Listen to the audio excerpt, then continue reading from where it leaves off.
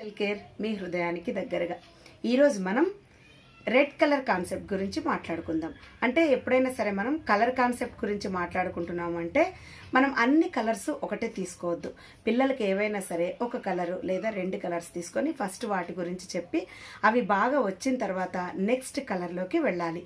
అయితే నేను ఈరోజు ఓన్లీ 1 కలర్ అంటే కలర్ కాన్సెప్ట్ తీసుకున్నాను కాబట్టి రెడ్ కలర్ గురించి నేను చెప్తున్నా. మనం రెడ్ కలర్ గురించి చెప్పాలి పిల్లలకి అంటే నేను అన్ని ఐటమ్స్ నేను అన్ని రెడ్ కలర్వి నేను ఒక్క చోట పెట్టాను, మీకు వీడియోలో చూపిస్తాను. నేను ఏంటంటే రెడ్ కలర్ బాటిల్, రెడ్ కలర్లో ఏమేమి ఫ్రూట్స్ ఉంటాయి, ఏమేమి వెజిటబుల్స్ ఉంటాయి, ఏమైనా వస్తువులు ఉంటాయా, తర్వాత ఏమైనా చిన్న చిన్న ఫ్రాక్లు కానీ, టీ షర్ట్లు కానీ, పర్స్ కానీ, వాటర్ బాటిల్ కానీ ఏమన్నా సరే వాళ్ళకి రెడ్ కలర్ అనగానే ఓహో ఇది రెడ్ కలర్ అని తెలియాలి.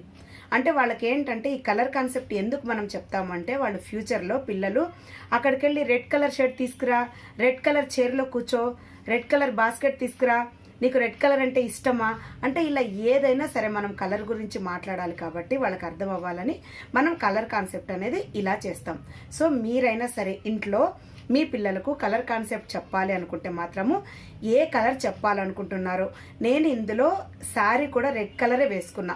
Red colour sari, red colour bangle, red colour hair band అన్నీ రెడ్ కలర్ వేసుకొని నేను పిల్లలకు టీచ్ చేశా. సో అలా చెప్తే బాగుంటుందండి, తొందరగా వాళ్లకు అర్థమైపోతుంది. సో కలర్ కాన్సెప్ట్ అనేది ఇలా చెప్పాలి. Thank you so much.